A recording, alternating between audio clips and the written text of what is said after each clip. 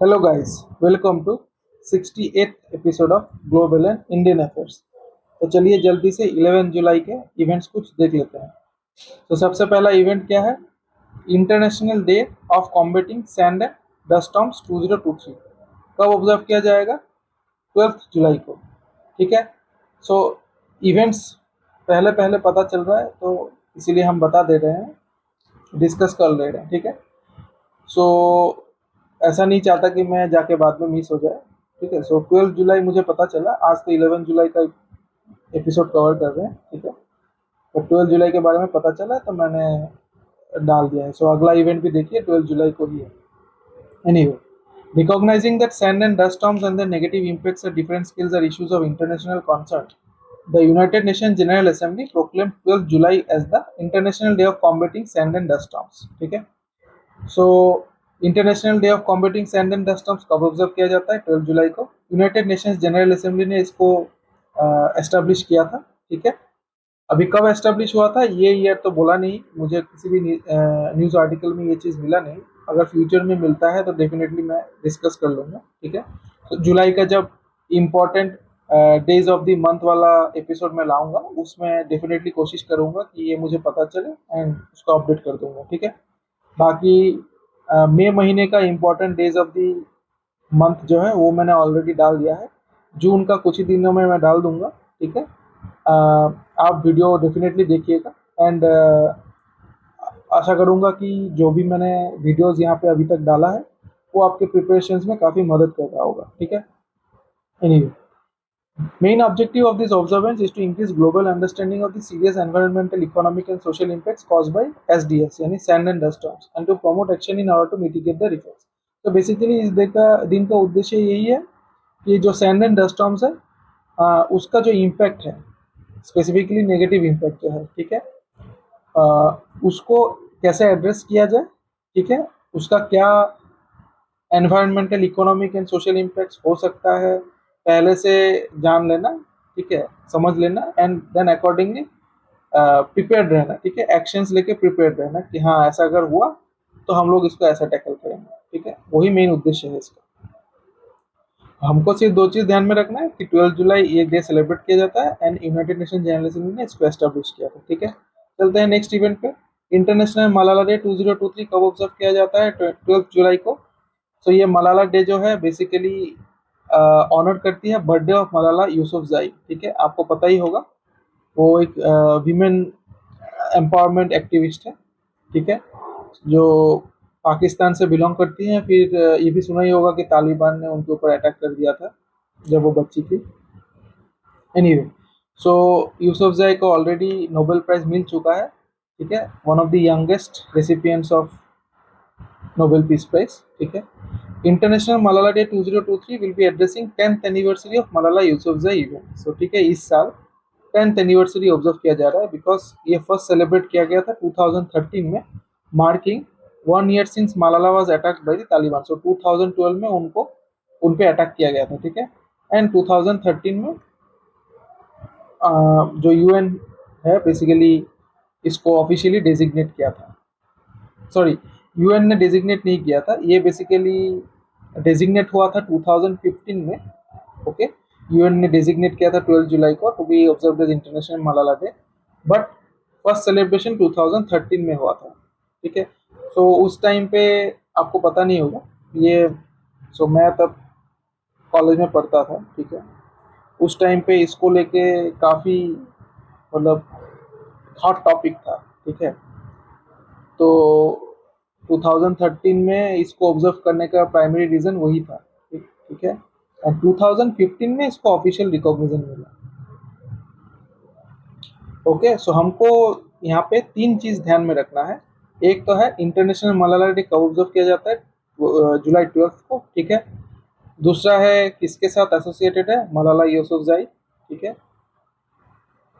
2015 में United nation ने इसको ऑफिशियली डेजिग्नेट किया था। ठीक है। फर्स्ट सेलिब्रेशन जो है मुझे नहीं लगता यहाँ पे उतना इम्पोर्टेंट होगा, बट 2015 में यूएन ने जो इसको एस्टेब्लिश किया ये काफ़ी इम्पोर्टेंट है, इसको डेफिनेटली ध्यान में रखिएगा। चलते हैं नेक्स्ट इवेंट पे। 90-day national health emergency has been declared in Peru due to an unusual increase in rare Guillain-Barré syndrome cases. So ये Guillain-Barré syndrome केस जो है ये बेसिकली पेरू में दिखाई दे रहा है. So एक हेल्थ इमरजेंसी डिक्लेयर किया गया है इस कंट्री में. It is a rare disorder when the body's immune system attacks part of the peripheral nervous system. ठीक है. सो बॉडी का जो इम्यून सिस्टम है वो बेसिकली जो नर्वस सिस्टम है उसको अटैक कर देती है. ठीक है. अभी जो डिजीज है इसके ऊपर ज़्यादा चर्चा नहीं करते हैं. ठीक है. वीडियो का लिंक नहीं बढ़ाते हैं. आप जाके गूगल में समझ सकते हैं कि ये डिजीज़ क्या है. फॉर द टाइम बिंग आप ध्यान में रखिए कि ये गिलेन-बार्रे सिंड्रोम जो है पेरू में दिखाई दिया गया है. ठीक है. और एक चीज़ मैं रिमाइंड करा दूँ, कल के दिन हम लोगों ने डिस्कस किया था उबिनास वोल्कानो के बारे में जो कि पेरू में आपका रिसेंटली एक्टिव हो गया. ठीक है. सो उस पर भी एक इमरजेंसी घोषित किया गया था. ठीक है. By the Peru government, Peruvian government. ठीक है. एनीवे सो दोनों इवेंट को ध्यान में रखिएगा. चलते हैं नेक्स्ट इवेंट पे. 4 Indian origin women made it to the Forbes list of America's 100 most successful self made women. So Forbes list of America's 100 most successful self made women list में 4 Indian origin महिलाओं का नाम आ गया है. ठीक है. जिनका नेट कंबाइंड वर्थ है $4.06 बिलियन. इस लिस्ट को टॉप किया है डायन हेनरिक्स ने जो कि फाउंडर ऑफ एबीसी सप्लाई है. ठीक है. और उनका टोटल वर्थ है $15 बिलियन. सो इसका भी लिंक मैं डाल दूंगा डिस्क्रिप्शन में, आप जाके एक बार रिपोर्ट देख ले सकते हैं. बाकी वो 4 इंडियन ओरिजिन वुमेन कौन कौन है? जयश्री उलाल. सो ये है जयश्री उलाल. ठीक है. जो कि 15th रैंक मिला है. ठीक है. जिनको 15th रैंक मिला है. नीरजा सेठी, ये है नीरजा सेठी जिनको मिला है रैंक 25. नेहा नरखेरे, सो ये है नेहा नरखेरे जिनको रैंक मिला है 50. And Indira Nooyi, so chair and CEO of PepsiCo company. So former chair and CEO of PepsiCo company. ठीक है. पहले पेप्सिको कंपनी में वो सीईओ एंड चेयरमैन थी. ठीक है. उनको मिला है रैंक 77. सो ये है इंदिरा नुई, इनको मिला है रैंक 77. ठीक है. सो ये 4 नेम्स आप ध्यान में रख सकते हैं. मुझे यहाँ से 2 इंपॉर्टेंट चीज़ जो लगता है, एक तो क्वेश्चन पूछा जा सकता है कि how many Indian origin women made it to the list of the Forbes list of America's 100 most successful self made women. ठीक है. तो आंसर इज 4. और दूसरा ये है कि who among the following top the Forbes list of America's 100 most successful self made women. So answer is Diane Hendricks. ठीक है. तो इसको थोड़ा सा ध्यान में रखिएगा. चलते हैं अगले इवेंट पे. During the third G20 Culture Working Group meeting held in Hampi, Karnataka, a Guinness World Record was achieved for the largest display of Lambani items. So इसको ध्यान में रखिएगा. एक गिनीज वर्ल्ड रिकॉर्ड बन चुका है on the largest display of Lambani items. ठीक है. सो ये लंबानी आइटम्स जो है basically Lambani community of Karnataka उसके साथ एसोसिएटेड है. ठीक है. सो ये एक तरीके का एम्ब्रॉयडरी है जो कि यूज करता है जीआई टैग संदूर लंबानी. ठीक है. तो इसको ध्यान में रखिएगा, वेरी इंपॉर्टेंट. बाकी ये एम्ब्रॉयडरी स्टाइल जो है आप अगर जानना चाहते हैं तो थोड़ा सा गूगल कर लीजिएगा. ठीक है. वैसा कुछ मतलब प्रॉब्लम वाला चीज़ नहीं है या बहुत बड़ा इंफॉर्मेशन इसमें कुछ नहीं है. सिंपल है, आप देख सकते हैं कि कैसा दिखता है लंबानी एम्ब्रॉयडरी. ठीक है. बाकी हमको क्या ध्यान में रखना है, एक ही चीज़ पॉसिबल है कि Guinness book of world record में recently largest display of which of the following items made it to the Guinness book of world record. ठीक है. ऐसा टाइप का क्वेश्चन आ सकता है, वो है लंबानी आइटम्स. या फिर एक पॉसिबल क्वेश्चन हो सकता है कि जो Lambani items recently Guinness book of world record में एंटर हो हुआ था. ठीक है. वो कौन से स्टेट के साथ एसोसिएटेड है? तो आंसर इज कर्नाटका. ठीक है. बिकॉज कर्नाटका में ये लंबानी कम्युनिटी जो है वो बेसिकली कर्नाटका स्टेट से एसोसिएटेड है. ठीक है. चलते हैं नेक्स्ट इवेंट पे. Dell Technologies and chip maker Intel announce the partnership to launch artificial intelligence lab in India. ठीक है. सो डेल टेक्नोलॉजीज और इंटेल ने हाथ मिला लिया है एक एआई लैब इंडिया में एस्टेब्लिश करने के लिए. ठीक है. कहाँ पे एस्टेब्लिश होगा? Lord's Institute of Engineering and Technology जो कि तेलंगाना में है. ठीक है. सो इसको ध्यान में रख सकते हैं, उतना इंपॉर्टेंट मुझे लगता नहीं. चलते हैं अगले इवेंट में, ये इंपॉर्टेंट है. ग्लोबल एनर्जी इंडिपेंडेंस डे और international day of energy security जो है वो कब ऑब्जर्व किया जाता है? जुलाई 10. ठीक है. सो जुलाई 10 को ये इवेंट ऑब्जर्व किया जाता है. Day focuses on promoting renewable energy sources, energy diversification and technological advancement in sustainable energy solutions. ठीक है. सो ये day basically renewable energy sources, energy diversification, technological advancement related to energy, तो ये 3 चीज़ पे जो है फोकस करती है, ठीक है। Originally proclaimed in Los Angeles on 10 July 2005, so 2005 में इसको प्रोक्लेम किया गया था in honour of Nikola Tesla's birthday, but first celebrate किया गया था 2012 में, ठीक है। अभी किसने इसको प्रोक्लेम किया था उसके बारे में मुझे नहीं पता चला, अगेन पता चलता है तो मैं जुलाई वाले important days of the month episode में डाल दूंगा, ठीक है। इस साल का थीम क्या है? Empowering communities transforming the world, ठीक है। थीम छोटा है, डेफिनेटली ध्यान में रखिए। सो 2 possible question, actually 3 possible question होगा यहाँ से। एक तो थीम हो गया, लेकिन थीम काफी छोटा है। दूसरा है कब ऑब्जर्व किया जाता है? जुलाई 10। तीसरा है कब सेलिब्रेट किया गया था फर्स्ट टाइम? 2012, ठीक है। चलते हैं नेक्स्ट इवेंट पे। Madhya Pradesh was count as the champions of the 13th hockey Indian junior women national championship 2023। So Madhya Pradesh ने जीत लिया है 13th hockey Indian junior women national championship 2023। So women ने भी मतलब विमेन वाले इवेंट में भी मध्य प्रदेश ने जीता है, मैन वाले इवेंट में भी मध्य प्रदेश ने जीत लिया है, ठीक है। सो इसको डेफिनेटली ध्यान में रखिएगा, वेरी इंपॉर्टेंट इवेंट। चलते हैं नेक्स्ट इवेंट पे। शेख तलाल फहद अल अहमद अल सबा। तो ये है शेख तलाल फहद अल अहमद अल सबा। सो नाम थोड़ा सा कॉम्प्लिकेटेड है। इनको बना दिया गया है president of Olympic Council of Asia, replacing his brother Sheikh Ahmad, ठीक है। सो इसको डेफिनेटली ध्यान में रखिएगा, शेख तलाल, ठीक है। शेख तलाल को बना दिया गया है president of Olympic Council of Asia. और फहद अल अहमद अल सबा नहीं याद रखने से भी चलेगा, बट शेख तलाल डेफिनेटली याद रखिए। अच्छा, इसमें मैंने बोला है 3 क्वेश्चंस इंपॉर्टेंट है और इंपॉर्टेंस लेवल है मीडियम। 3 क्वेश्चंस क्या क्या है? एक तो है ओसीए का हेडक्वार्टर क्या है, कहाँ पे है? कुवैत सिटी में। दूसरा तो ऑब्वियसली प्रेसिडेंट किसको बना दिया गया है ओसीए का? शेख तलाल। एंड तीसरा जो है वो है कब इसको फॉर्म किया गया था, ठीक है। 16 नवंबर 1982। मेंबर्स वाला जो है वो मुझे इतना इंपॉर्टेंट नहीं लगता, ठीक है, क्योंकि ये जो है नेशनल ओलंपिक कमिटीज है, इसके मेंबर ध्यान में रख सकते हैं, ठीक है। बट प्रायोरिटी जो है पहला 3 इवेंट्स, ठीक है, या फिर पहला 3 फैक्ट्स। लोगो जो है ओलंपिक काउंसिल ऑफ एशिया का इस तरह से दिखता है। सो नीचे में थोड़ा सा जूम कर लेता हूँ। सो यहाँ पे देखिए 4 रिंग्स है, ठीक है, लोगो में। सो इसको ध्यान में रख सकते हैं। ओलंपिक में 5 रिंग्स होते हैं, ओलंपिक काउंसिल ऑफ एशिया में 4 रिंग्स है। चलते हैं नेक्स्ट इवेंट पे।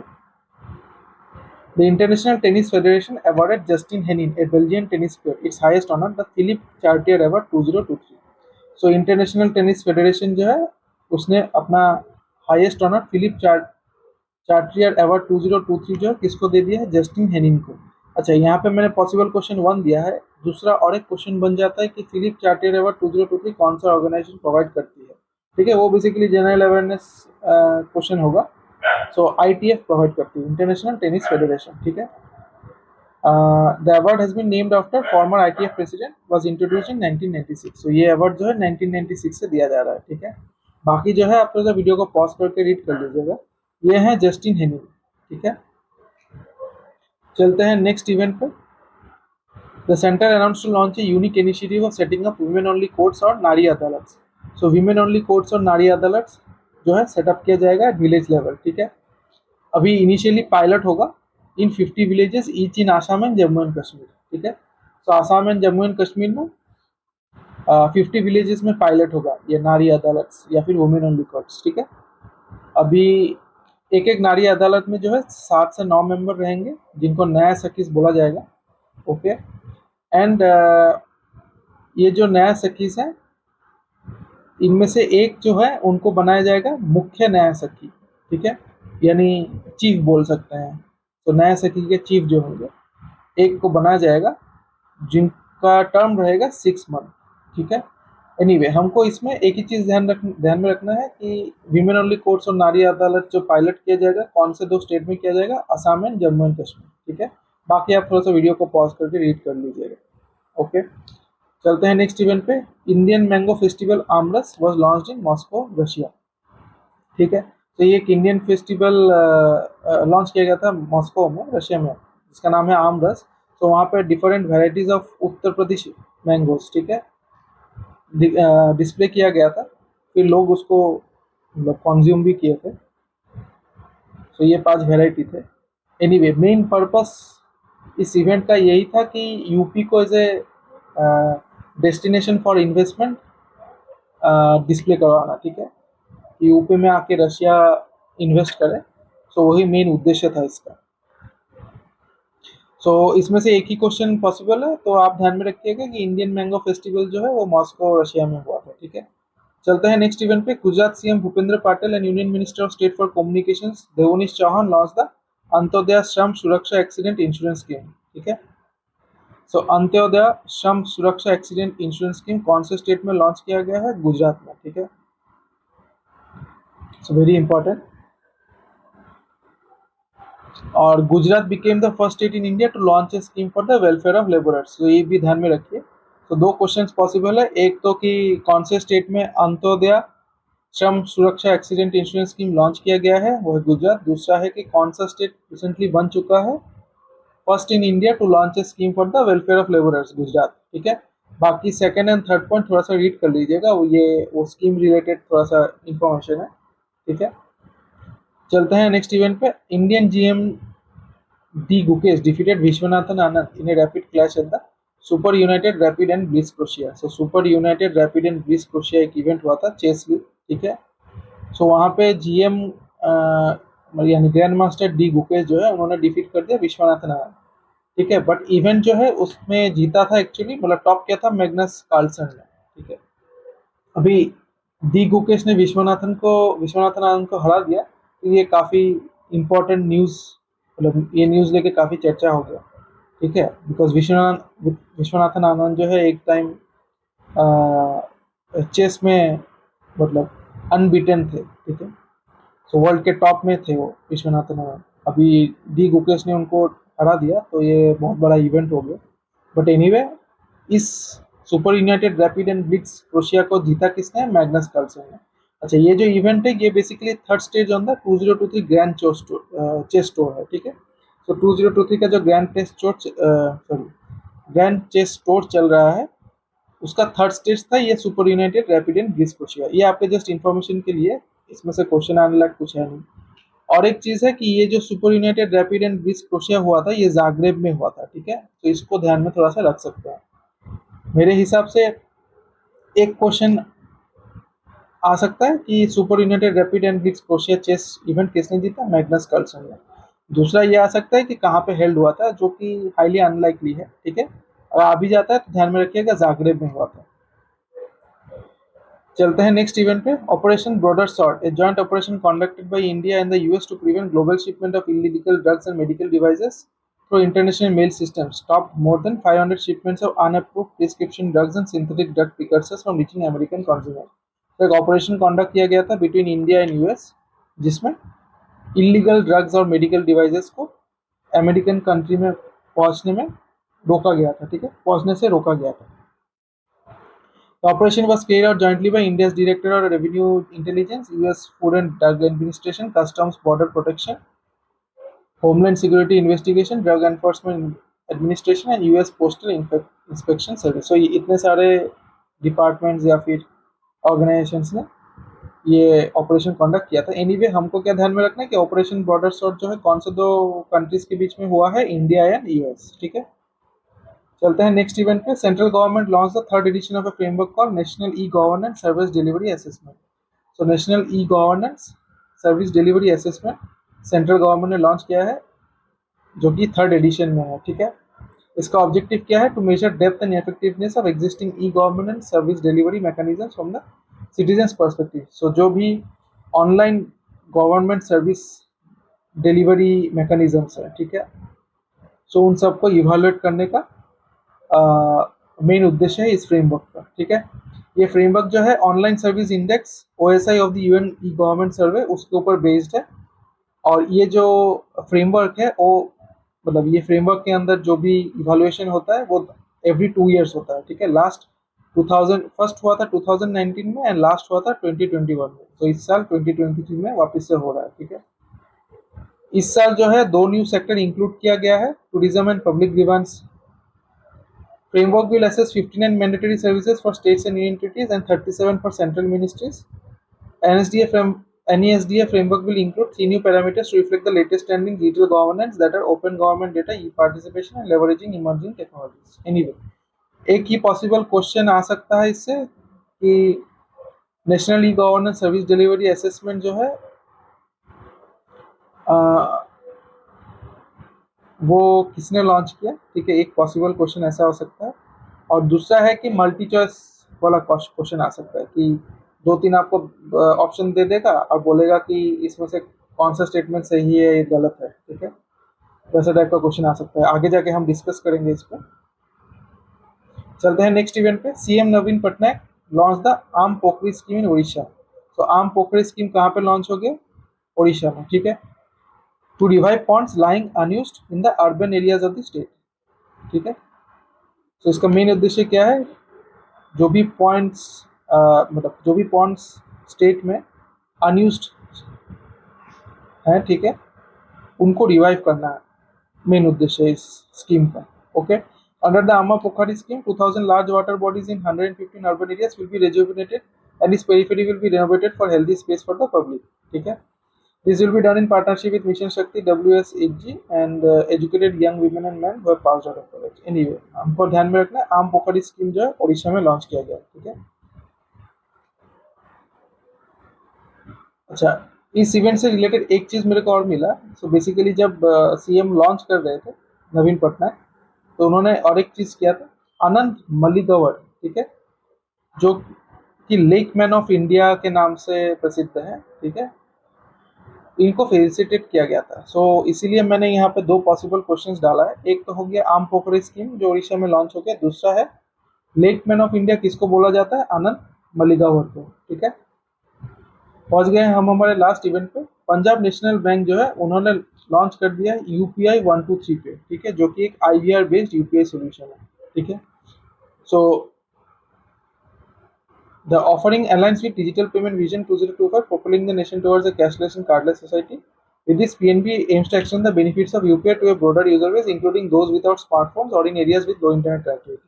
So basically, ये आईवीआर बेस्ड सिस्टम होता ही है कि आप एक टोल फ्री नंबर रहता है कि उसमें जाके फ़ोन कर सकते हैं, फ़ोन करके एक ऑटोमेटेड वॉइस रिस्पॉन्स सिस्टम रहेगा, ठीक है। सो उसको यूटिलाइज करके, मतलब आपका अगर इंटरनेट कनेक्टिविटी नहीं है या लेट्स से स्मार्टफोन भी यूज़ नहीं करते हैं, आप फीचर फ़ोन यूज़ करते हैं, तब आप ये यूपीआई 123 पे जो है सर्विस यूज़ कर सकते हैं, ठीक है।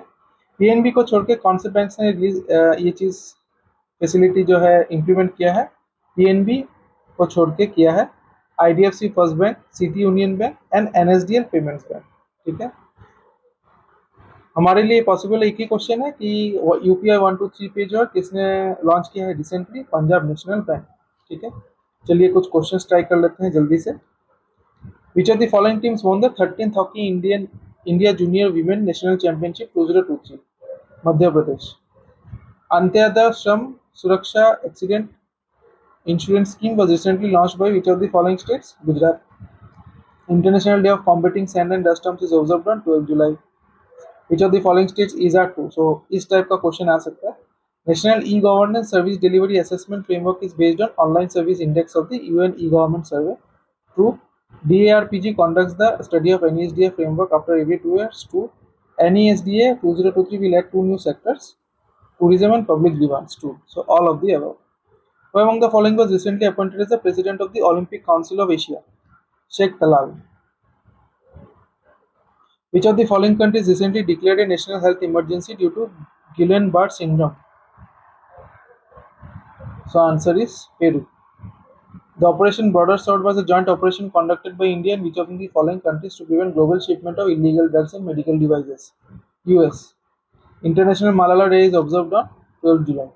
Which of the following banks recently launched UPI 123 Pay or an IVR based UPI solution? PNB. Central government recently announced to launch women-only courts on Nari Adalats at the village level in which of the following states on a pilot basis? Assam and Jammu and Kashmir. So both A and B. Who among the following top the Forbes list of America's 100 most successful self-made women? Diane Hendricks. How many Indian origin women featured in the Forbes list of America's 100 most successful self-made women? So 4.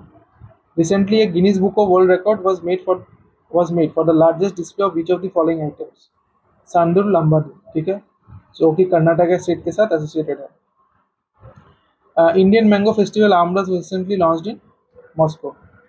Who among the following won the Super United Rapid and Blitz Crochet event at the Grand Chess Tour 2023? Magnus Carlsen. Global Energy Independence Day or International Day of Energy Security is observed on 10th July. Who among the following recently received the ITF Philip Chartier Award 2023? Justin Henning. Dam Pokri scheme was recently launched in which of the following states? Odisha. Who among the following is known as Lake Man of India? Anand Maligawar. Olympic Council of Asia headquarters is located in Kuwait City. So guys, आज के लिए इतना ही. मिलते हैं अगले episode में. उम्मीद करता हूँ ये एपिसोड भी आपके लिए काफ़ी इंफॉर्मेटिव रहा होगा, ठीक है, और आपके एग्जाम्स में काफ़ी हेल्प करेगा. अगर कुछ ऐसा आपको लगे कि मैंने गलत बोला है या चाहते हैं कि मैं उसको थोड़ा डिफरेंट वे में कवर करूं, ठीक है, कोई भी मॉडिफिकेशन आप चाहते हैं कि यहाँ पे मैं करूं, तो डेफिनेटली मुझे कमेंट्स में बताइएगा, ठीक है. और वीडियो अच्छा लगे तो डेफिनेटली अपने दोस्तों के साथ शेयर कीजिएगा, चैनल को लाइक कीजिएगा एंड सब्सक्राइब कीजिएगा, ठीक है. मिलते हैं अगले एपिसोड में. Tata and bye bye.